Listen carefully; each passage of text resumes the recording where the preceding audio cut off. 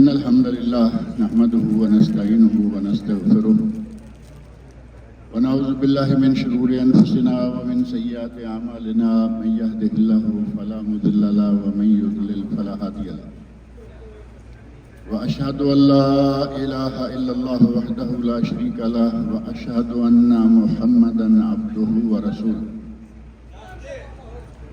أما بعد فإن خير الحديث كتاب الله وخير الهدي هدي محمد صلى الله عليه وسلم وشر الأمور محدثاتها وكل محدثة بدعة وكل بدعة ضلالة وكل ضلالة في النار رب اشرح لي صدري ويسر لي أمري واحلل عقدة من لساني يفقهوا قولي رب أعوذ بك من همزات الشياطين وأعوذ بك رب أن يحضرون أعوذ بالله السميع العليم من الشيطان الرجيم أيام معدودات فمن كان منكم مريضا أو على سفر فعدة من أيام أخر وقال الله تبارك وتعالى يريد بكم اليسر ولا يريد بكم العسر اللہ رب العزت کا بڑا احسان ہے کہ الحمدللہ بڑے اچھے موسم میں آج 8 روزے پورے ہو گئے. پچھلی بدھ کو رمضان المبارک شروع ہوا اور آج بدھ ہے 8 روزے الحمدللہ پورے ہو گئے. اسی طرح اللہ رب العزت صحت و عافیت کے ساتھ سب کو رکھے. یہ چند دن ہیں جیسا کہ اللہ رب العزت نے خود جو آیت میں نے ابھی آپ کے سامنے پڑھی ہے سورۃ البقرہ کی آیت 184 ہے. ایام معدودات یہ گنتی کے چند دن ہیں. چند دن ہیں 8 نکل گئے باقی بھی انشاءاللہ اسی طرح آسانی سے نکل جائیں گے. بس ضرورت اس بات کی ہے کہ ہم اپنے ضمیر کو تھوڑا جگا لیں. اگر ضمیر کو نہ جگائیں اپنے اندر اپنے دل کو نہ ٹٹولیں جیسے پہلے سارا دن گزرتا تھا ویسے ہی اب بھی گزرتا رہے تو پھر روزے کا فائدہ کوئی نہیں ہوتا. روزے کا فائدہ کب ہے؟ جب ہمیں روزے کے سارے آداب معلوم ہوں کہ روزے میں کیا جائز ہے روزے میں کیا ناجائز ہے. ایک گناہ ایسا ہے کہ اس ایک گناہ کے کرنے سے ہی نبی صلی اللہ علیہ وسلم نے فرمایا کہ روزہ کوئی نہیں. من لم یدع قول الزور والعمل به فلیس للہ حاجہ ان یدع طعامہ وشرابہ. نبی صلی اللہ علیہ وسلم کی یہ حدیث صحیح بخاری شریف میں موجود ہے. آپ ارشاد فرماتے ہیں کہ جو شخص جھوٹ بولنا اور جھوٹ پر عمل کرنا نہیں چھوڑتا فلیس للہ حاجہ اللہ رب العزت کو کوئی ضرورت نہیں ہے ان یدع طعامہ وشرابہ کہ وہ کھانا اور پینا چھوڑ کے بیٹھا رہے. اگر جھوٹ نہیں چھوڑنا تو پھر کھانا پینا چھوڑے نہ چھوڑے اس کا کوئی روزہ نہیں. یہ ہیں روزے کے آداب. اگر آداب کو دیکھتے ہوئے آداب کا خیال رکھتے ہوئے روزہ پورا کر لیں تو یہ بہت ہی بڑا اور اللہ رب العزت کی طرف سے بہت ہی بڑے اجر کا موقع ہے. اللہ رب العزت نے فرمایا ہے یرید بکم اليسر ولا یرید بکم العسر. اللہ تمہارے ساتھ آسانی کرنا چاہتا ہے. اللہ تمہارے ساتھ کوئی مشکل نہیں کرنا چاہتا. تم پر کوئی مشکل نہیں کرنا چاہتا. یہ بات قرآن کریم میں یہاں بھی ہے اور سورۃ الحج کی آیت 87 میں بھی یہ بات موجود ہے. وما جعل علیکم فی الدین من حرج. اللہ نے تمہارے لیے دین میں کوئی حرج نہیں بنایا. اللہ نے دین میں تمہارے لیے کوئی حرج نہیں بنایا یعنی کوئی ایسی مشکل نہیں ہے جو آپ کو حکم دیا گیا ہو اور آپ کے بس میں نہ ہو. اسلام انسانی فطرت اور طاقت کے عین مطابق ہے. اور اس بات کا اظہار اللہ رب العزت نے سورۃ البقرہ کی آخری آیت میں بھی ارشاد فرمایا لا یکلف اللہ نفسا الا وسعها. یہ ہے نا معروف آیت لا یکلف اللہ نفسا الا وسعها. اللہ کسی کو اس کی طاقت سے زیادہ تکلیف نہیں دیتا بلکہ بڑی آسانیاں دین میں اللہ رب العزت نے بہت ہی آسانیاں رکھی ہوئی ہیں.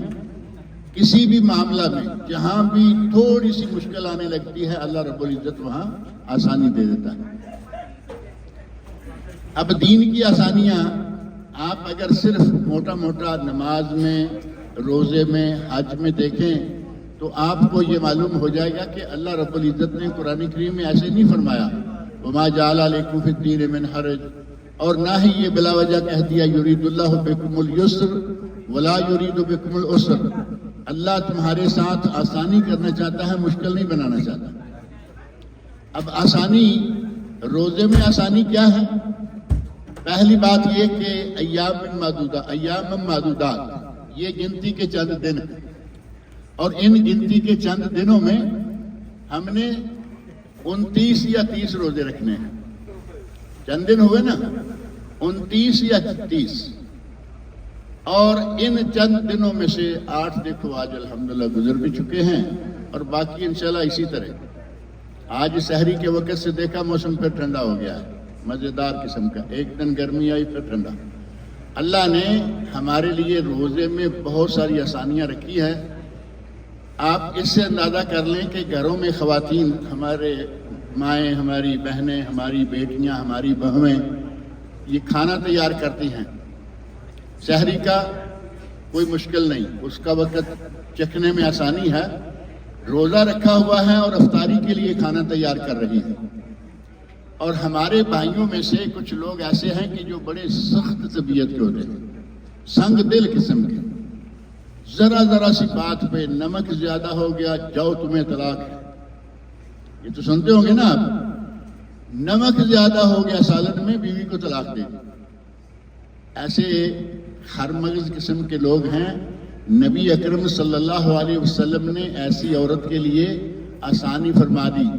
اگر کسی کا شوہر اس دماغ کا ہے کہ وہ معمولی نمک کی کمی بیشی، سالن مزیدار نہیں بنا، اسی میں آ کے وہ جھگڑا شروع کر دے گا، اسے اجازت ہے کہ وہ روزے کی حالت میں سالن کو چکھ لے. سنا ہے یا نہیں آپ نے؟ پہلے روزے کی حالت میں سالن کو چکھ لے، لیکن اب یہ نہیں کہ وہ اندر بھی لے جائے. چکھنا صرف زبان سے ہے، اور چکھ کے دیکھا کہ نمک مرچ وغیرہ سب ٹھیک ہے، مسالہ ٹھیک ہے، فوری طور پر تھوک دے، اچھی طرح زبان کو صاف کر لے، کلی وغیرہ کر لے، تاکہ اس کا شوہر کھانا کھانے کے، افطاری کے موقع پر ہی کہیں لڑائی نہ شروع کر دے. اللہ رب العزت نے اتنی آسانی فرما دی کہ روزہ رکھا ہوا ہے، ٹھیک ہے، مشکل پیش آنے کا خطرہ ہے، شوہر کے مار پیٹ کا، گالی گلوچ کا خطرہ ہے، عورت سالن چکھ لے اور بعد میں تھوک دے. اور صرف یہی نہیں، بلکہ اگر کوئی بھول کر کھا پی لیتا ہے، روزہ رکھا ہوا ہے اور روزے کے دوران اسے کسی وجہ سے یہ یاد ہی نہیں رہا کہ میں روزے سے ہوں. بعض دفعہ ایسا واقعتاً ہوتا بھی ہے کہ آدمی پہلا دوسرا روزہ ہے، اس وقت ابھی عادت نہیں بنی ہوتی، تو ایسا ہو جاتا ہے کہ کوئی چیز دیکھی اور منہ میں ڈال لی. ہمیں اللہ رب العزت نے اس معاملے میں بھی اتنی آسانی دی ہے کہ اگر کوئی بھول کر کچھ کھا لے، کچھ پی لے تو اس کا روزہ نہیں ٹوٹے گا. لیکن شرط یہ ہے کہ بھول کر ہو. یہ تو نہیں نا کہ جان بوجھ کے پیاس لگی ہوئی ہے اور 2-4 گھونٹ کہے روزہ نہیں ٹوٹتا. ایسے نہیں، ایسے آدھا گھونٹ بھی پی جائیں گے تو روزہ ٹوٹ جائے گا. اگر بھولا ہوا ہے، اس آدمی کو روکو ذرا، یہ جو ابھی بھی اس کو ہوش نہیں آتا. روزہ رکھا ہوا ہے اور اسے یاد نہیں رہا کہ میں روزے سے ہوں، وہ پیٹ بھر کر بھی کھانا کھا لے گا تو اس کا روزہ نہیں ٹوٹے گا. ایک خاتون نبی اکرم صلی اللہ علیہ وسلم کے پاس آئیں، واقعات کتب حدیث میں موجود ہے. خاتون آئیں اور آ کے کہتی ہیں، یا رسول اللہ، میں نے کھانا کھا لیا اور پھر مجھے یاد آیا کہ میں تو روزے سے ہوں. تو آپ نے مسکراتے ہوئے فرمایا کہ پیٹ بھی بھر لیا اور تمہارا روزہ بھی صحیح ہے. اگر بھول کر کھا لیا کوئی حرج نہیں. یعنی سالن چکھنے تک نہیں، وہاں تو جان بوجھ کے چکھ لے کیونکہ شوہر کی مجبوری ہے، اور یہاں بھول کر کھا لیا، پی لیا، جو مرضی کر لیا، روزہ آپ کا صحیح ہے، روزہ نہیں ٹوٹے گا۔ کتنی آسانی ہے۔ اور ایک مسئلہ آج کل شاید آپ نے میڈیا میں دیکھا ہو، کافی چل رہا ہے کہ اگر کسی نے کسی وجہ سے کھانا لیٹ شروع کیا، فجر کی اذان ہو گئی، عام طور پر آپ دیکھتے ہیں لکھا ہوا ہوتا ہے کہ سحری کا امساک جو ہے وہ 10 منٹ تقریباً پہلے ہے، یعنی فجر کی اذان سے 10 منٹ پہلے کھانا پینا چھوڑ دینا چاہیے۔ بہتر تو یہی ہے، احتیاط بھی اسی میں ہے، لیکن ایک آدمی اس کی آنکھ کھلی اس وقت جب کہ ادھر اذان ہونا شروع ہو گئی، آگے دن بھی ہے، روزہ بھی رکھنا ہے اور کام بھی ہے۔ ایسا بھی نہیں کہ وہ روزہ رکھ کے پڑا رہے گا، کام کرنا ہے، محنت کرنی ہے۔ باقاعدہ اس قسم کے آدمی کے لیے نبی صلی اللہ علیہ وسلم نے اجازت دی کہ اگر کسی کے ہاتھ میں برتن ہے اور اذان شروع ہو جائے تو وہ اپنی حاجت پوری کرنے سے پہلے برتن نہ رکھے۔ اذان ہو رہی ہے، وہ برتن نہ رکھے، ہاتھ میں برتن ہے، جو کچھ اس میں ہے تھوڑا بہت کھا لے تاکہ وہ روزہ مکمل کر سکے۔ اب یہاں یہ بات ذہن میں رہے کہ بعض لوگوں کو عادت ہے، کہتے ہیں جی آخر تک کچھ نہ کچھ کھا کے پھر جیسے ادھر اذان ہونا شروع ہوئی فوری طور پہ پانی کا گلاس پکڑا، پہلے سے بیدار ہے، کھا پی کے اچھی طرح تیار ہو چکا ہے، صرف اذان میں جا کے ایک مرتبہ گلاس پانی کا، یہ ٹھیک نہیں ہے۔ کئی لوگوں کے پاس چائے کا کپ ہے، جو صبح چائے پیتے ہیں سحری کھا کے، ان کے پاس چائے کا کپ ہے، اذان شروع ہو گئی، اب کیا یہ کپ پینا فرض ہے؟ چائے ہے، وہ کھانا بھی نہیں ہے، پینا بھی نہیں، اس کے بغیر تو گزر ہو سکتی ہے۔ لہذا یہ نہ کریں، جو آدمی مجبور ہے، جس آدمی کو بیداری نہیں ہوئی، وہ جاگا نہیں بر وقت، لیٹ ہو گیا، اللہ رب العزت نے، نبی صلی اللہ علیہ وسلم نے اسے اجازت دی ہے کہ وہ کچھ نہ کچھ کھا پی لے تاکہ روزہ اس کا پورا ہو جائے۔ اب یہ بھی نہیں کہ ہاتھ میں برتن ہے اور اس میں پورا ایک ٹرے جتنا کھانا پڑا ہوا ہے، بریانی پڑی ہوئی ہے، چاول ہے، کچھ بھی ہے، اب وہ کھا کے اس پہ کو مکمل کرنے کے چکر میں ہوگا تو ظاہر ہے کہ وہ تو اذان کے بعد بھی کھاتا رہے گا۔ ایسا نہیں، صرف اذان کے دوران چند لقمے لے لے گا تو انشاءاللہ پھر کوئی حرج نہیں ہے۔ یہ بھی کتنی آسانی ہے ہمارے لیے، یہ نہیں کہ بھوکے مرو کچھ بھی ہو لیکن تمہیں اب کچھ نہیں کھانا، مجبوری کے عالم میں ایسا بھی کر لے گا تو انشاءاللہ اس میں بھی کوئی حرج نہیں ہے۔ روزے میں بہت ساری چیزیں ہمارے لیے اللہ نے آسان کر رکھی ہیں۔ ابھی جو آیت میں نے پڑھی ہے، آیت 183 میں ہے کہ روزے فرض کیے گئے تاکہ تم متقی بن جاؤ۔ 184 میں ہے ایام معدودات، یہ گنتی کے چند دن ہیں، فمن کان منکم مریضا او علی سفر فعدۃ من ایام اخر، تم میں سے جو مریض ہو یا مسافر ہو، اس کے مرض کی حالت میں، بیماری کی حالت میں یا سفر کی حالت میں جتنے روزے اس کے چھوٹ جائیں، فعدۃ من ایام اخر، وہ اتنے دن جو ہیں وہ بعد میں پورے کر لیں۔ اب رمضان المبارک میں روزے چھوٹ گئے، کسی کے مثال کے طور پر 10 روزے چھوٹ گئے، بیمار ہو گیا تھا، اسپتال میں رہا یا گھر میں دوا دارو کھاتا رہا، اس کے روزے چھوٹ گئے، اب کیا کریں؟ رمضان تک جتنے رکھے جا سکے ہیں رکھے، اور رمضان کے بعد پورے 11 مہینوں میں، 1-2 مہینے میں کوئی شرط نہیں ہے، پورے 11 مہینوں میں اس نے وہ 10 روزے پورے کرنے۔ کوئی مشکل رہی؟ بیماری آئی اجازت دے دی نہ رکھو، سفر آیا اجازت دے دی نہ رکھو، اور فعدۃ من ایام اخر، بعد والے دنوں میں، رمضان کے بعد جو 11 مہینے آئیں گے ان کے دوران اپنے چھوٹے ہوئے روزے پورے کریں۔ اللہ رب العزت کا کتنا بڑا احسان ہے۔ اور جس طرح مریض اور مسافر، ان کو کہا کہ روزے چھوڑ دو، اور جب دوبارہ وقت ملے گا رمضان کے بعد، بیماری ختم ہوگی، سفر ختم ہو گیا، رمضان ختم ہو گیا، تو جتنے روزے چھوڑے تھے وہ دوبارہ رکھ لیں۔ یہی رخصت ایک ایسی عورت جو کہ پریگننٹ ہے، عورت ہے حاملہ، اور بعض حاملہ عورتیں ان سے روزہ نہیں رکھا جاتا.